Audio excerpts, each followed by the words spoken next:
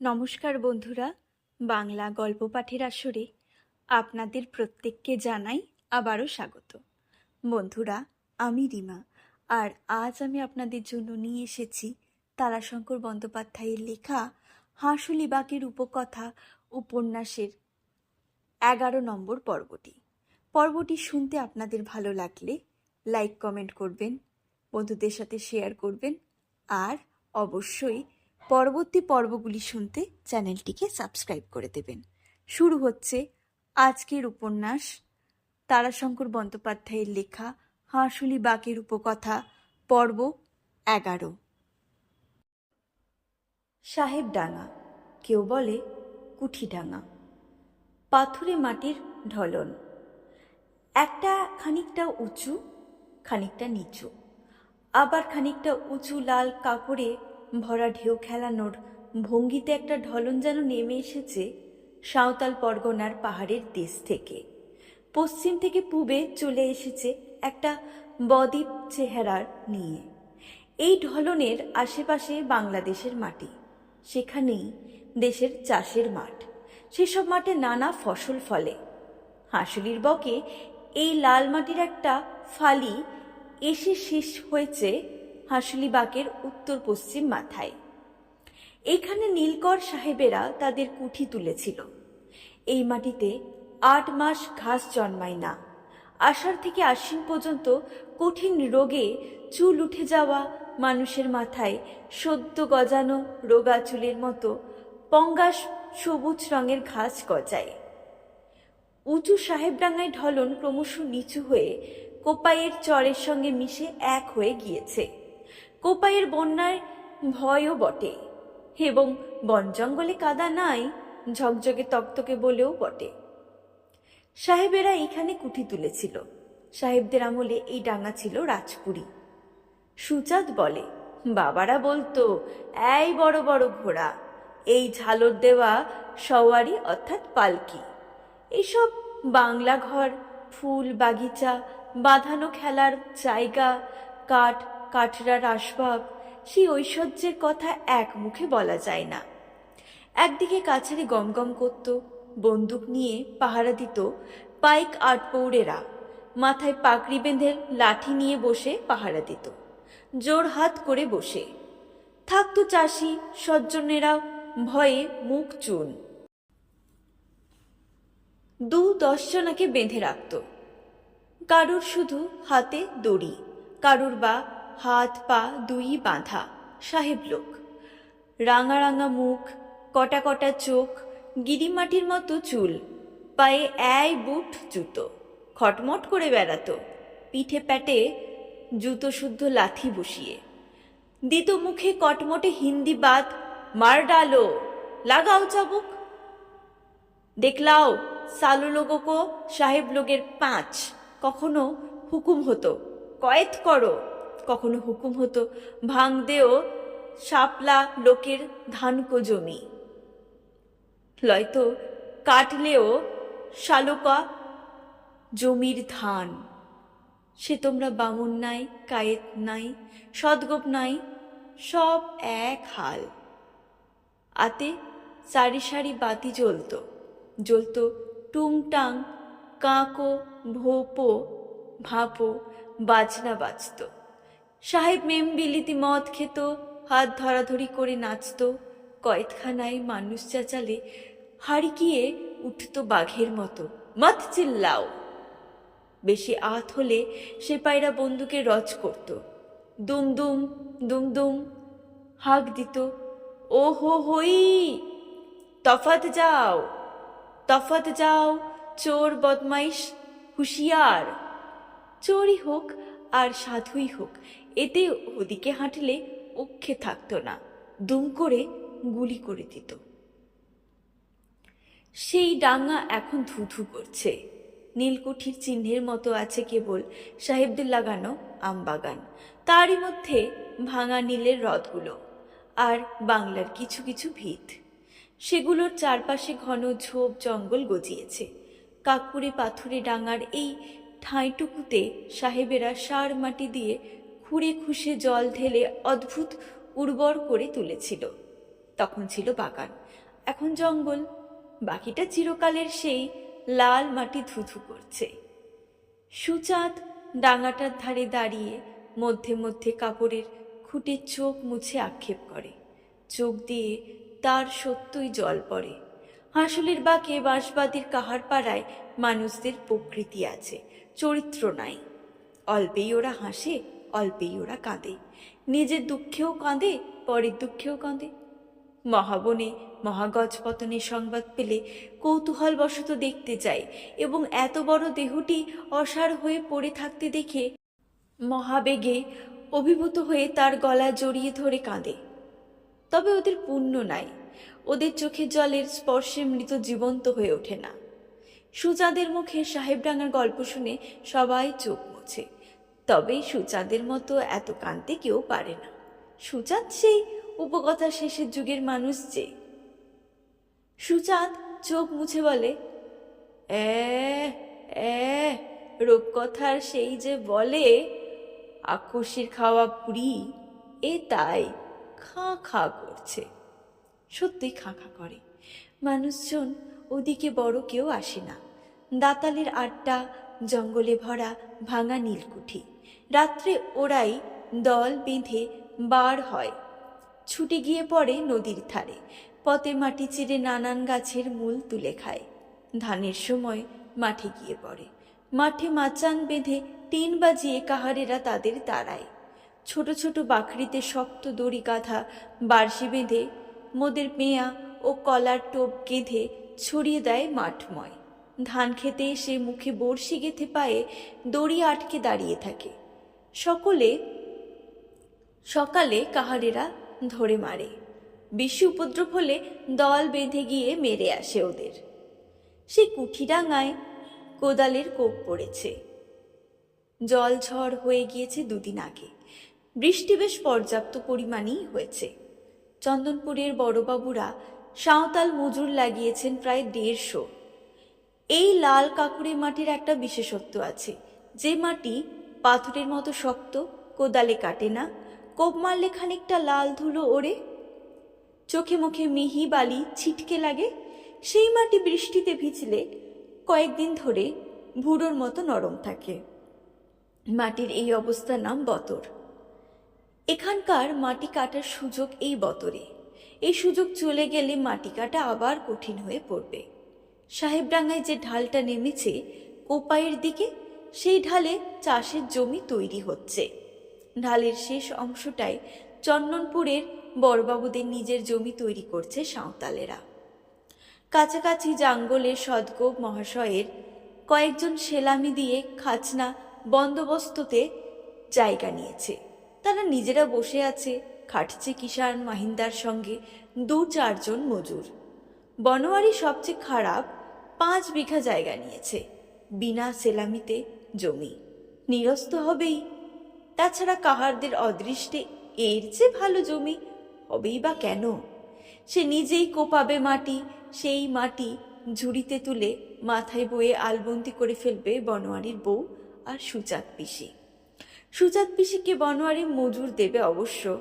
3 প্রহর খাটবে, 14 পয়সা নগদ পাবে, আর পাবে জলখাবার মুড়ি। আর কথা আছে বিকেলবেলা ঠান্ডার সময় ছুটির পর প্রহ্লাদ, অতন, পানু আরও কয়েকজন কোদাল নিয়ে এসে মাটি কেটে রেখে যাবে। পরের দিন সেই মাটি তুলে ফেলবার জন্য পাড়ার কয়েকজন মেয়েকে লাগাবে বনোয়ারি। বনোয়ারি হাঁটু গেড়ে বসে প্রণাম করলে। 8 চোটা মাটিকে অর্থাৎ ভূমিকে মনে মনে বললে, তোমার সঙ্গে আঘাত করি নাই মা, তোমার অঙ্গকে মার্জনা করছি, সেবা করছি তোমার। তুমি ফসল দিয়ে আমার ঘরে অচনা হয়ে থেকো। তারপর সে কোচর থেকে খুলে সেখানে নামিয়ে দিলে বাবা ঠাকুরের পুজোর ফুল। জয় বাবা, তুমি রক্ষে করো, যেন পাথর না বার হয়, কোনো জন্তু জানোয়ার না বার হয়। হাতে তালি দিয়ে বললে, কীট পতঙ্গ সাপ খুব সাবধান, তোমরা সরে যাও। আমি আজার কাছে জমি নিয়েছি, দেবতার কাছে আদেশ নিয়েছি, এ জমি আমি কাটব। সে কোপাতে লাগলো। সদগোপ মহাশয়েরা নিজে কই তামাক খেয়ে মধ্যে মধ্যে কৃষাণ মাহিন্দারদের দিচ্ছেন। সাঁওতালেরা চুটা খাচ্ছে। বনোয়ারি 2 পয়সার বিড়ি কিনে এনেছে, নিজে খানিকটা খেয়ে এটো বিড়ি বউকে দিচ্ছে, সুচাঁদকে দিচ্ছে গোটা বিড়ি। পিসিও বটে, তাছাড়া পুরো একটা বিড়ি না খেলে সুচাঁদের নেশা হবে না। কিন্তু সুচাঁদও বিড়ি খেতে চায় না, তামাকই তার সবচেয়ে প্রিয়। হঠাৎ সুচাঁদ হেদো মণ্ডলের কাছে গিয়ে বললে, কলকেটা একবার দাও কেনে গো। মণ্ডল বিনা বাক্য ব্যয়ই কণ্ঠেটা নামিয়ে দিলেন। সুচাঁদ মণ্ডলের সামনে উবু হয়ে, অবশ্য লজ্জা করে, পিছন ফিরে বসে নারীত্বের ভূষণ বজায় রেখে তামাক খেতে লাগলো। হঠাৎ একসময় লজ্জা ভুলে সামনে ফিরে বলল, তুমি তো তবু কলকে দিলে মোড়ল, পানার মুলিপ হলে মারতে আসতো আমাকে, অথচ আমার মেয়ের তরে তখন অং ধরেছিল, তখন আমার পায়ে ধরতে এসেছিল। হেদুমণ্ডল ধমক দিয়ে চিৎকার করে বললে, থা, এখানে বকবক করিস নাই। হেদুমণ্ডলের গলার আওয়াজ একই খুব জোর, তার ওপর সুচাঁদকে কালা জেনে চিৎকার করেই কথা বলায় সুচাঁদ স্পষ্ট শুনতে পেল কথাগুলো। এজন্য সে হেদুমণ্ডলের ওপর বরাবরই খুব সন্তুষ্ট। বকবক করব না। না। কিছুক্ষণ হেদুমণ্ডলের মুখের দিকে চেয়ে রইল সুচাঁদ, তারপর বললে, সব শেয়ালের এক রাগ। তা বেশ। আবার সে তামাক খেতে লাগলো। আবার বললে, তোমরা আর কোদাল ধরবে না লয়? হেদুমণ্ডল বললেন, এ হে, এ মাগি তো বড় জ্বালালে দেখছি। কেনে? জ্বালালাম কি করে? বলি, জ্বালালাম কি করে? তোমার বাবাকে দেখেছি নিজে হাতে কোদাল ধরে ওই লম্বা বাঁকুড়ি কাটতে, হাঁস হাঁস করে সেক দিয়ে কোদালের কোপ। তোমরাও তো কাটতে গো মাটি নিজের হাতে।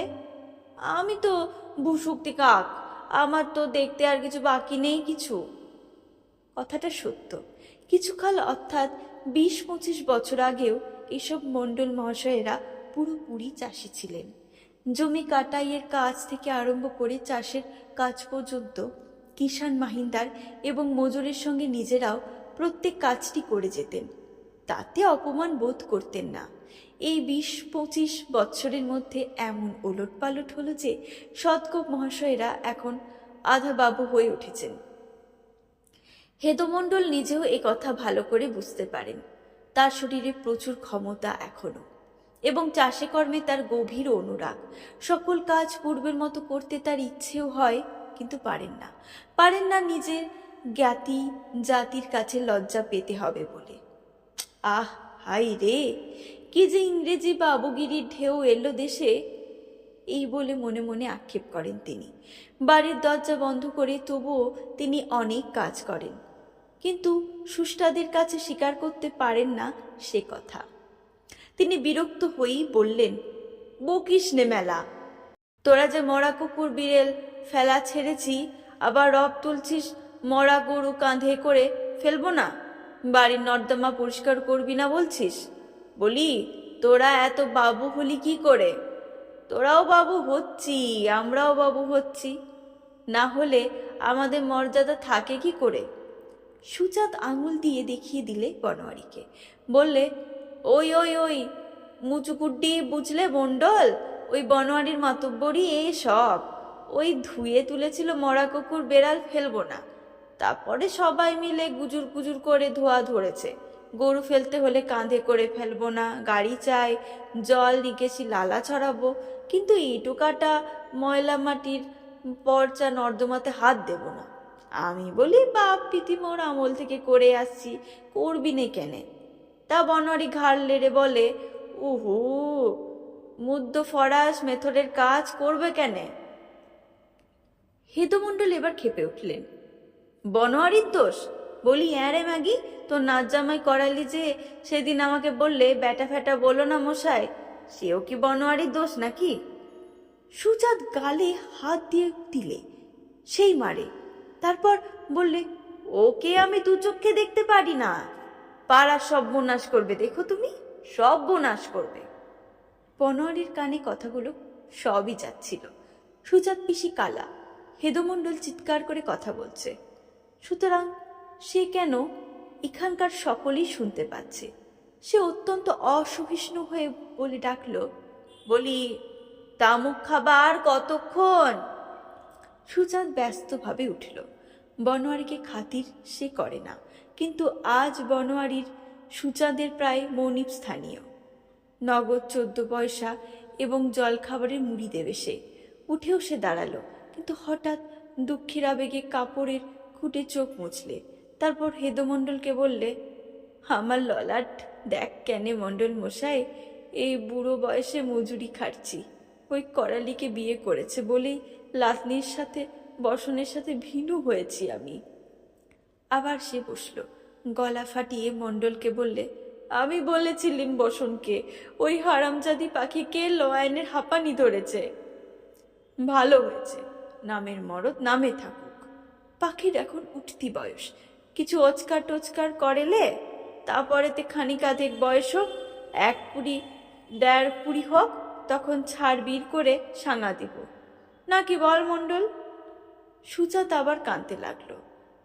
আমার প্যাটের বিটি বসন, বসনের প্যাটের বিটি পাখি। এবার বনোয়ারির কাছে এসে দাঁড়ালো। সুজাত সঙ্গে সঙ্গে উঠে দাঁড়িয়ে বলল, বাবা চ, এই দুটো পরাণের ব্যথার কথা মণ্ডল মশাইকে বললাম। খুঁড়িয়ে চলতে আরম্ভ করলে সে নিজের জায়গার দিকে।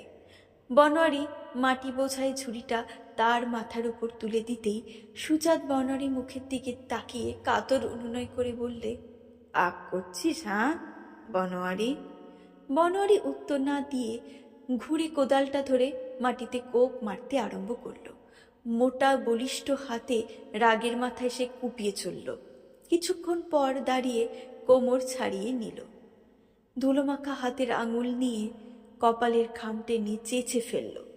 150 সাঁওতালের টামনার কোপে বাবুদের কাজ এগিয়ে চলছে কোপায়ের বানের মতো, আর তার কাজ চলছে রিমিঝিমি বর্ষার ধানের জমিতে গরুর খালে জল জমার মতো।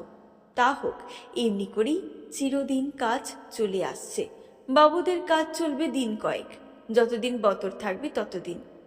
তার চলবে 12 মাস। রোজ বিকেলে সে খানিকটা করে কেটে যাবে। এবার মাত্র 1খানা জমি তৈরি করবে সে। বাকি জায়গাটার চাষ দিয়ে ভাদ্র মাসের কতকটা তে পথে, অর্থাৎ 3 পক্ষীর কলায়, কতকটা ঘেঁষমুখ, কতকটা বরবটি ছিটিয়ে দেবে। তারপর আসছে মাঘে, সে জলটা হবে। সেটা হলেই নাঙল চালিয়ে মই দিয়ে ঠেলে মাটি সরিয়ে আল বন্ধনের চেষ্টা করবে। তারপর কিছু মাটি কেটে সমান করবে, সঙ্গে সঙ্গে আল বন্ধনও শক্ত হবে। এভাবে জমি করার সুবিধেও আছে। ধীরে ধীরে ঠেলে ঠেলে পাশের পতিতের মধ্যে চল না কেনে এগিয়ে, নজর পড়বে না কারো। 5 বিঘা জমি নিয়েছে বনোয়ারিটাকে, 5.5 বিঘে তো করতেই হবে। প্রথম ফসল উঠলে সে ফসলের ভোগ দিতে হবে বাবা ঠাকুরের থানে। মুখ সিদ্ধ, বরবটি সিদ্ধ আর 1 বোতল পাকি মদ। কালারুদ্র পুরুত মশাইয়ের দিকে আসবে গোটা মশায়, কালারুদ্র পুরুত মশাইকে দিয়ে আসবে গোটা কলাই। বেরাম্যান পুরুতের মুখেই বাবা খেয়ে থাকেন। তারপর দিয়ে আসবে চন্দনপুরে বড় বাড়ি নতুন মালিকের বাড়ি। মুখুজ্জে বাড়িতে আজ লক্ষ্মীর ভোগ লাগাবে, আজা মশাইয়ের বদনে উঠবে। আর দিতে হবে জাঙ্গলের 2 পুরুষের মণি ঘোষ বাড়িতে। তা না দিলে হয়? এইসব দিয়ে থুয়ে যদি থাকে, তখন পাড়াতে 1 মুঠো করে দিতে হবে। তারপরে থাকে না থাকবে, না থাকে তাতেও বনোয়ারির দুঃখ থাকবে না। চাষের দ্রব্য, মা, পৃথিবীর দান, এই 5 জনকে দিয়েই খেতে হয়। বিশেষ করে প্রথম বছরের ফসল। দেবতা, ব্রাহ্মণ, রাজা, মণিব, জ্ঞাত গোষ্ঠী সবাইকে দিয়ে যদি থাকে তো নিজে খাবে, না থাকে হাত পা ধুয়ে হাসি মুখে ঘরে ঢুকবে। যা দেবে তা তোলা থাকবে, আসছে বছর দুনো হয়ে ঘরে আসবে। জমপুরীর খাতাতেও জমা থাকলো তোমার নামে। মনের আনন্দে হুমহাম করে কুপিয়ে চলল বনোয়ারি। বনোয়ারির বউ ছুটে ছুটে বইছে ঝুড়ি ভর্তি মাটি। সুজাত পিসি খুঁড়িয়ে চলে 1 ঝুড়ি ফেলে, ফিরতে ফিরতে সে 2-3 ঝুড়ি ফেলে আসছে। তার গরজের তুলনা কার সাথে? এ জমি যে তার নিজের হবে। ও ছেড়ে ছেড়ে পাথর লেগেছে, কোদালের তলায় খং খং করে শব্দ উঠেছে। মাটি সরিয়ে দেখলে বনোয়ারি। হাতখানেক মাটির নিচেই রয়েছে নুড়ি পাথর। মাথায় হাত দিয়ে বসল বনোয়ারি। নুড়ি পাথর এমন তেমন নয়, একটা মেঝের পারনের মতো ইয়া বড় বড় নুড়ি, আর আধ হাত 3 পো পুরু স্তরে জমে আছে। কোদাল দিয়ে টামনা করে কোপ মিললে ধার ভেঙে যাবে, ভোঁতা হয়ে যাবে অস্ত্র, কিন্তু তাতে তো পাথর উঠবে না। সে উঠে সোজা হয়ে দাঁড়ালো, ট্যামনার বটের উপর হাত রেখে ভাবতে লাগলো উপায়। বাবুদের সাঁওতাল মজুরেরা পেয়েছে পাথরের স্তর, ট্যামনা রেখে গাইতে ধরছে। বাবু মশাইয়ের কারবারই আলাদা, আগে থেকেই অনুমান করে গাড়ি বোঝাই করে গাইতি এনেছে। হেদমণ্ডল বুঝতে পারলেন ব্যাপারটা, সেও ভাবছে পাথর লাগলে মুশকিল হবে। হেদমণ্ডল বললে, লাগলো তো? অর্থাৎ পাথর? বনোয়ারি দীর্ঘ নিঃশ্বাস ফেলে ঘাড় নেড়ে জানালো, হ্যাঁ লেগেছে। আমি জানতাম। হেদমণ্ডল সঙ্গে সঙ্গে উঠলেন, চলে গেলেন বাবু মহাশয়ের চাষবাবুর কাছে। গুরুগুজু ফুসফুস লাগিয়ে দিলেন। বনোয়ারি হেসে ঘাড় নাড়লে, অর্থাৎ ঢাকে ঢোলে বিয়ে, তাতে কাশিতে মানা। চাষবাবুকে কিছু দিয়ে গাইতি ভাড়া নেবেন। আর চুপিসারে কথা কিসের বাবা? বনোয়ারি স্ত্রী হতাশ হয়ে পাশে উবু হয়ে বসে পড়ল। সে তার মুখের দিকে চেয়ে বললে, কি হবে? সুজাত বড় বড় চোখ করে বললে, ছেড়ে দে বুল্লি বাবা, ছেড়ে দে। পাথরের মধ্যে কোথা কোন দেবতা আছে, ওষুধের কারি আছে, তাতে চোট মেরে কাজ নাই, ছেড়ে দে। সে তুলে নিলে একটা গোল নুড়ি। নুড়িটার গায়ে কালো, গায়ের মাঝখানে গোল সাদা দাগ, ঠিক বইতের মতো। বললে, দেখ। তারপর তুলে দেখালে একটা টুকরো অসুরের কড়ি, ঠিক গাছের গুড়ির মতো চেহারা। এগুলোকে সুজাত বলে আসরের কারি, অর্থাৎ অসুরের হাড় জমে পাথর হয়ে গিয়েছে। দেবতারা অসুর মেরেছিল, তাদেরই হাড়।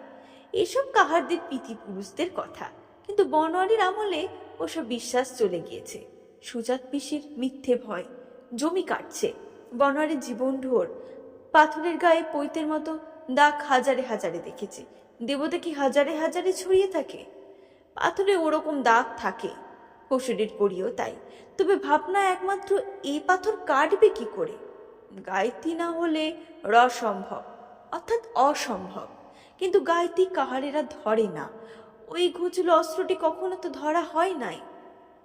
সাহেব লোকের রামদানি, অর্থাৎ আমদানি করা অস্ত্রটি যে শুলের মতো, ওতে মা বসুন্ধরার বুকে আঘাত করা কি উচিত? তবে তার উপর পাবেই বা কোথা? বারু মহাশয়ের চাষবাবুকে ঘুষ দেবার মতো টাকা তার কোথা? হঠাৎ মনে পড়ল করালির কথা।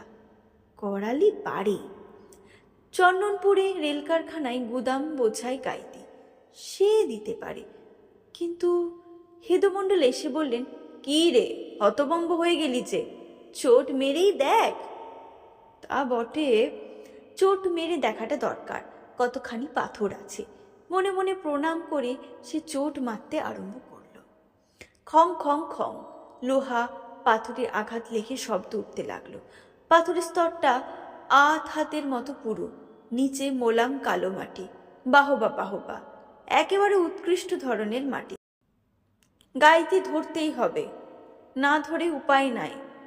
কুদোর মুখে বকা কাঠ সোজা, নেয়াইয়ের ওপর হাতুড়ির নিচে লোহা জব্দ, গাইতির মুখে মাটি পাথর জব্দ। সে দেখেছে চন্দনপুরের লাইনে, দূর থেকে দেখেছে। অবশ্য পশ্চিমা মজুরের হাতে গাইতির ঘায়ে পাথর খান খান হয়ে যায়। তাদের চেয়ে কম জোরে কোপ মরে না কাহারেরা। আহ, আরে বাপ রে বাপ রে বাপ! ট্যামনা ছেড়ে দিয়ে বনোয়ারি কপালখানা চেপে ধরল। হঠাৎ একটা পাথর ভেঙে তার কুচি ছিটকে এসে কপালে লেগেছে। ও বাটুলের মতো বেগে, কিন্তু তার চেয়ে ভীষণ। বাটুল গোল, তার ধার নাই, এটা ধারালো ভাঙা পাথর। হাতের তালুতে আগুনের মতো, তাই অর্থাৎ তাপ ঠেকেছে কিসের? তাহলে নিয়েছে, অক্ত নিয়েছে মা বসুমতী। ছুটে এলো বনোয়ারির পরিবার। দেখি দেখি, অক্ত পড়ছে যে গো! হেই মা, কি হবে? পিসি, পিসি!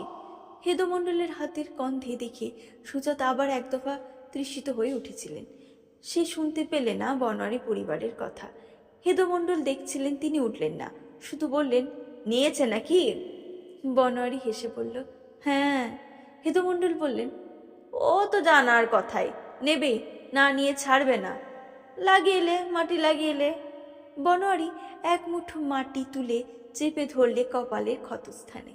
এতক্ষণে সুচাঁদ দেখতে পেয়ে সামনে উবু হয়ে বসল। হা হা মা, বাবা, মা বসুমতী। মা বসুমতী যেমন দেন তেমনই নেন। আমন ধানে চালে ফসলে তোমাকে খাওয়াবেন, কিন্তু শেষকালে দেহখানি নেবেন। পুড়িয়ে দিলেও নিপেত পক্ষে ছাইমুটুটি তাকে দিতে হবে। বেঁচে যতদিন আছো নখ চুলে দিতে হবে। মধ্যে মাঝে 2-4 ফোঁটা অক্ত। সে প্যাটে ছেলে ধরে সে প্যাটে কি অল্প ভরে? এত মানুষ, এত পশু, এত পাখি পেশব করেছেন মা, বুক চিরে ফসল দিচ্ছেন, তার তেষ্টা কি শুধু মেঘের জলে মেটে? মায়ের বুকে চোটাতে গেলে অক্ত দিয়ে মায়ের পুজো দিতে হয়। না দাও, মা ঠিক তোমার 2-4 ফোঁটা অক্ত বার করে নেবেনি।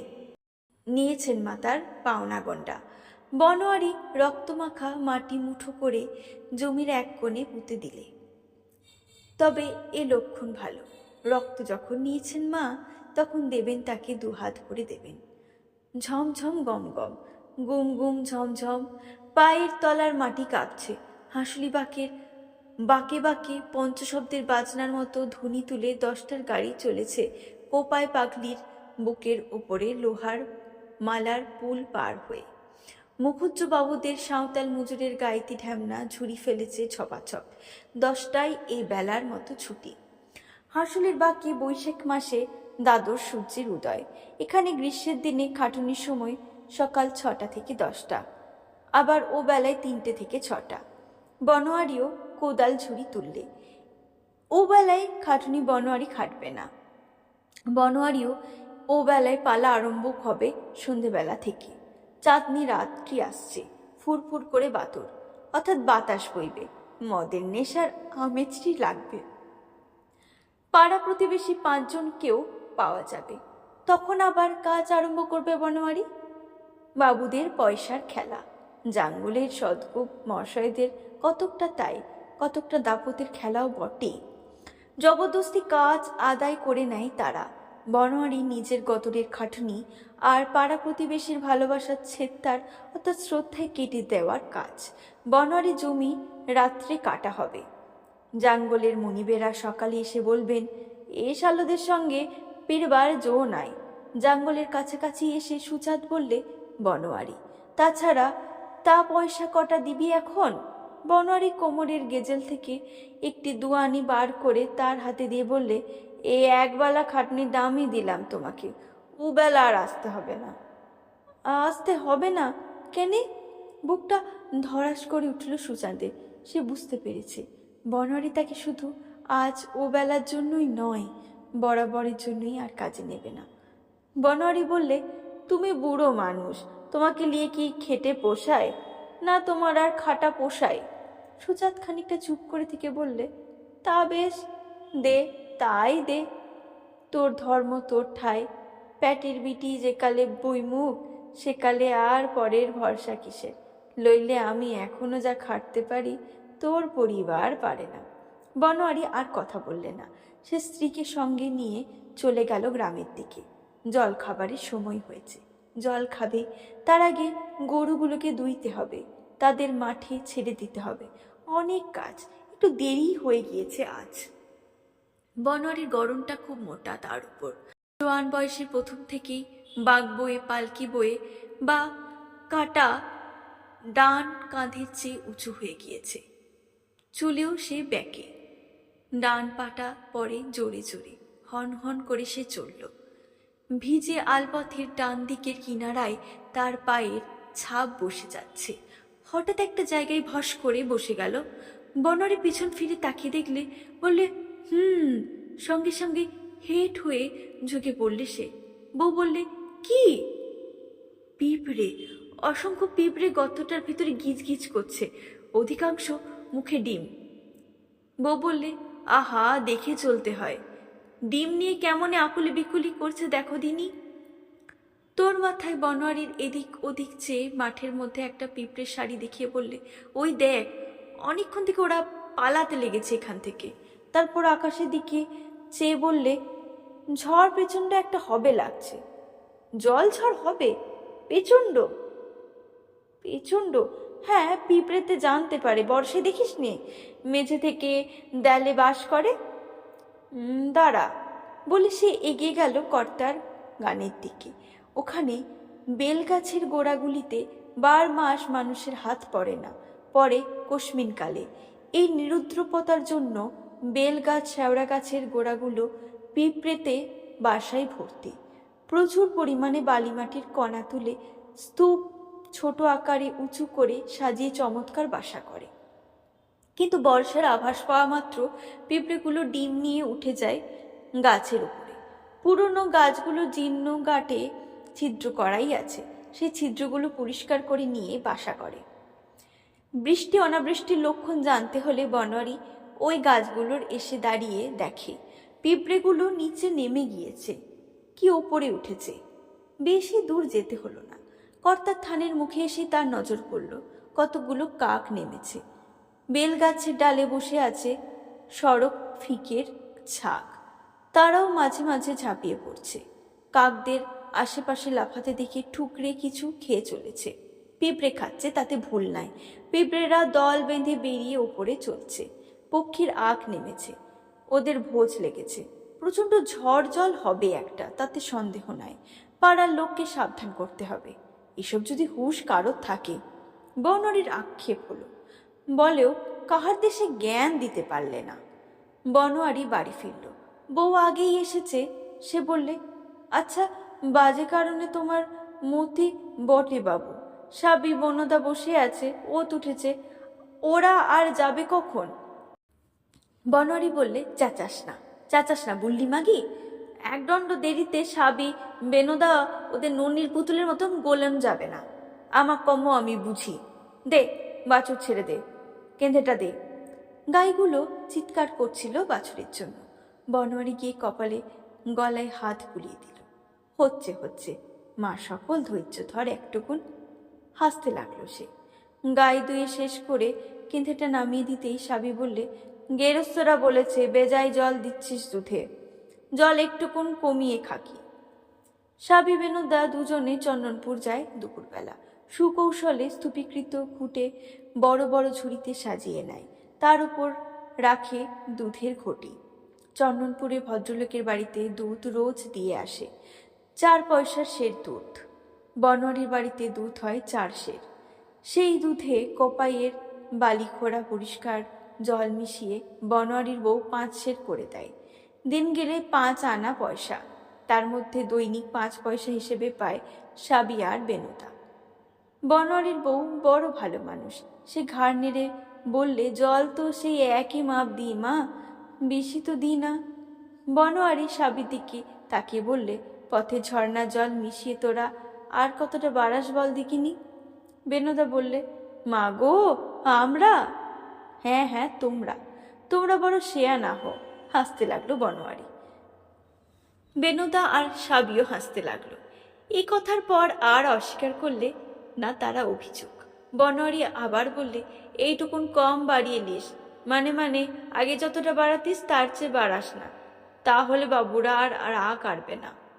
কথাটা সত্য। সাবি এবং বেনুদা শুধু তারাই বা কেন, কাহার পাড়া যেসব মেয়ে পরের দুধ নিয়ে চন্দনপুরে যোগান দিয়ে আসে, তারা সকলেই ওই কাজ করে। পথে দুধে খানিকটা জল ঢেলে দুধ বাড়িয়ে দৈনিক 2 পয়সা উপরি উপার্জন করে। বনোয়ারি স্ত্রীকে বললে, ডিম গুলান দিয়ে দে। স্ত্রী বললে, মনির বাড়িতে দেবে বলেছিলি যে, দে, এখন পয়সার টানা, জমি কাটতে লোকজনকে পয়সা লাগবে। মনিব মনে মনে জল্পনা কল্পনা করে বনোয়ারি। মনিব যে এখন কে হবে কে জানছে। চন্দনপুরে বড়বাবুর চরণ যদি পাই তবে। মৃদু হাসি মুখে ফুটে উঠল তার। সেই হাসি মুখেই চলল সে করালির বাড়ির দিকে। করালি নাই নিশ্চয়, পাখিকে বলে আসবে। করালিকে বলিস আমার ঘোটা কয়েক গাইতি চাই। একটু পাড়া ঘুরে চলল সে।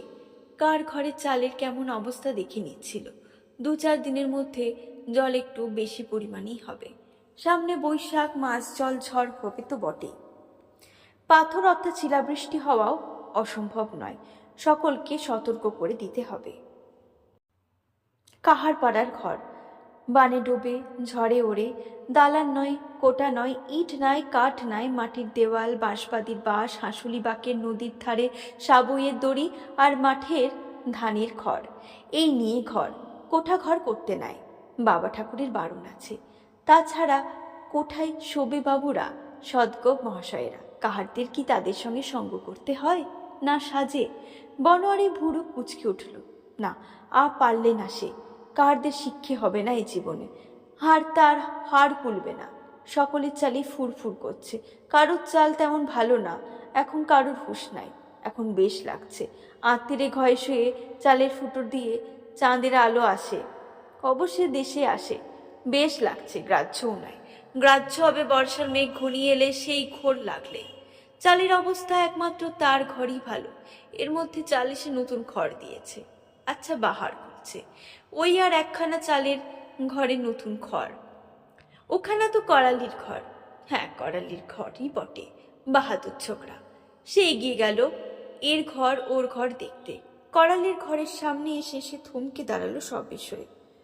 ও দিক দিয়ে তার পথ নয়, এ পথে বড় হাঁটে না, পাড়ার মাতব্বর সে।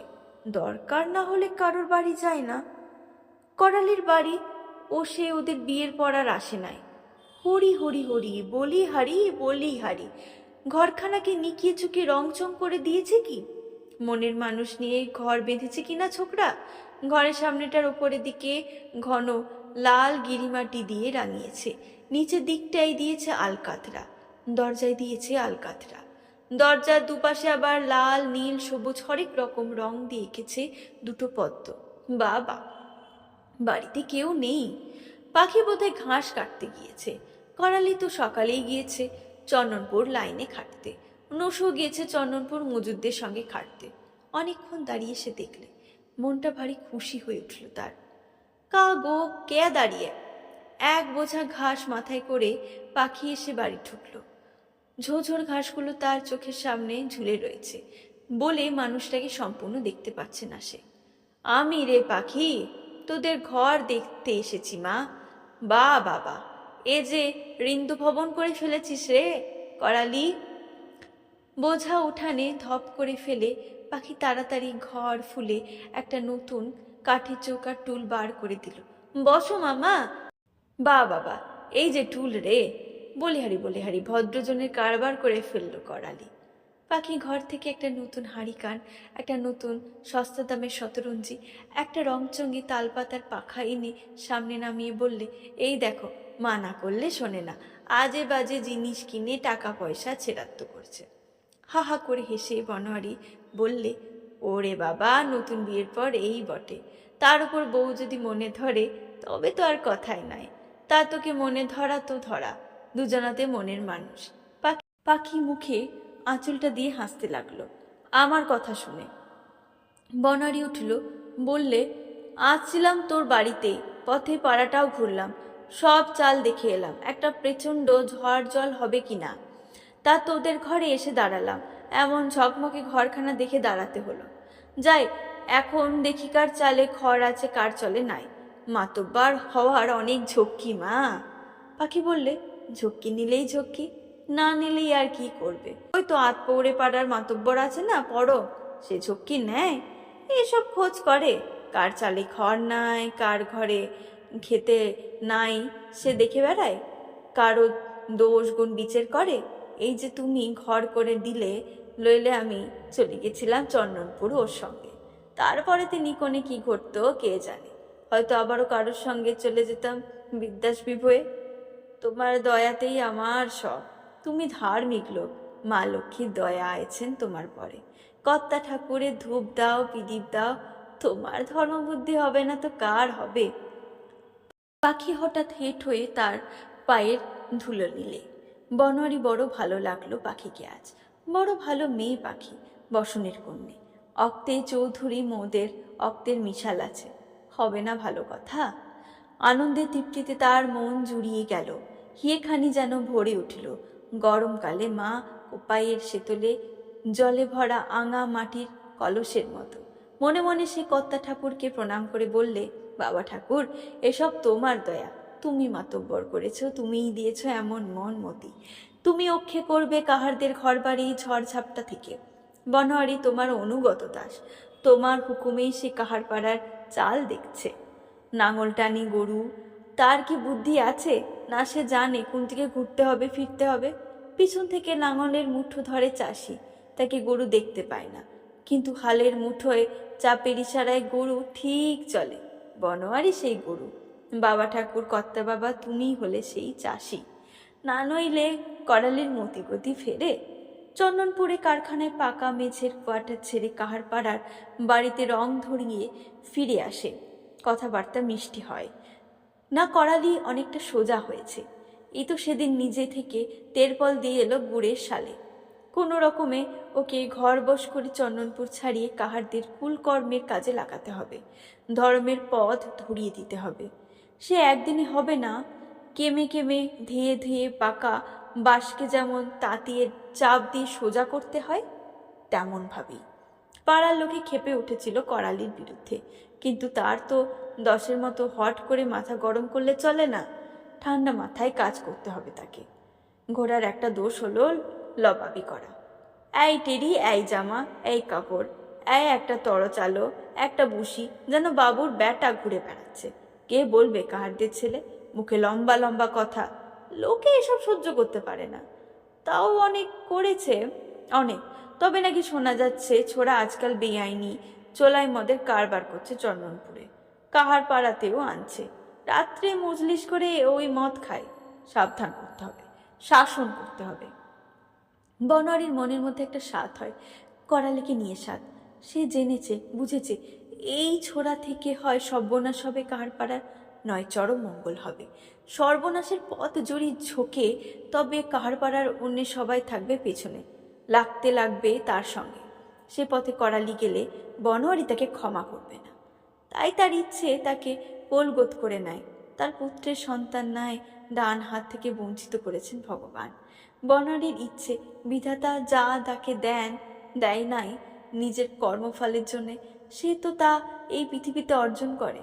পুণ্যে তার কাছে বাবার চরণে মতি রেখেছে, নিত্য দুবেলা প্রণাম করে, বাবার থান আঁকলে রাখে। আধার পক্ষের পনের দিন সচেতনতে পিদীপ দেয়। জ্ঞান মত বুদ্ধিমত ন্যায্য বিচারই করে সে। নোয়ানের বউ করালিকে দিয়ে অন্যায় একটু করেছে। নোয়ানের মা চোখের জল ফেলেছে, তাকে সাপান্ত করেছে। তা করুক, বনোয়ারি নিজের কর্তব্য করবে। নয়নের একটি সাঙা দেবে সে, কোণের মধ্যে ঠিক করে ফেলেছে। মেয়েটি রীতিকরণ, একটুকুন চনমনে, কালোমুখী, বদনাম আছে একটু তার বাপের গায়ের সমাজে।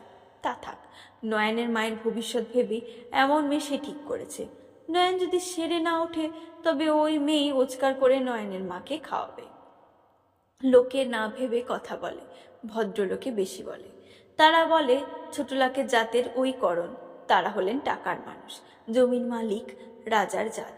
তাদের কথাই আলাদা, কথাতেই আছে রাজার মায়ের আজ হাজার কথা। নয়ন যদি তাদের জাতের হতো তবে নয়ন মরে গেলেও থাকতো তার টাকা জমি। তাই থেকে নয়নের মা একদিকে কাঁদত, একদিকে খেত। আর কাহারদের জাত, না জমি না টাকা। নয়ন মরে গেলে নয়নের মায়ের সম্বল হবে গতর, গতর গেলে ভিক্ষে। তার চেয়ে এ মন্দের ভালো। পাপুনি বনোয়ারি বুঝতে পারে না এমন লয়। সে বুঝতে পারে মেয়ে লোকের সতীত্বের মূল্য, কিন্তু বিধির বিধান। ওপরে আছেন স্বজাতেরা, তাদের ময়লা মাটি থুতু সবাই আপনি এসে পড়বে তাদের গায়ে। সজ্জাতের ময়লা সাফ করে ম্যাথর, চরণ সেবা করে হাড়ি, ডোম, বাউরি, কাহার। শ্মশানে থাকে চণ্ডাল। বিধির বিধান এসব। কাহারদের মেয়েরা সতী হলে ভদ্রলোকের পাপ করবে কারা, রাখবে কোথা? কাজেই কাহার জন্মের এ কর্ম স্বীকার যে করতেই হবে। কিন্তু পাখি তো কলরব করে চলছে ভোরবেলার পাখির মতো। কত প্রশংসায় সে করে গেল। বাবার চরণে পেনাম জানিয়ে কাহার জন্মের কথা ভাবছিল বনোয়ারি। হঠাৎ পাখির কণ্ঠস্বর পরিবর্তনে সে একটু চমকে উঠল। গলা খাটো করে পাখি বললে, জানো মামা, ওই মিচকে পোড়া পিচেপি ষষ্ঠী নিম তেলে পানা সেদিন বলছিল, দেখ কেনে মাতব্বরের ধরম, এই বছর না ফিরতেই বেরিয়ে যাবে, ফেটে যাবে। পাপ করে বাবা ঠাকুরের ঢাই হেই কেউ, তবে বাবা তাকে ক্ষমা করবে না। তুমি নাকি? পাখি চুপ করলে। কে? আমি নাকি কি করেছি আমি?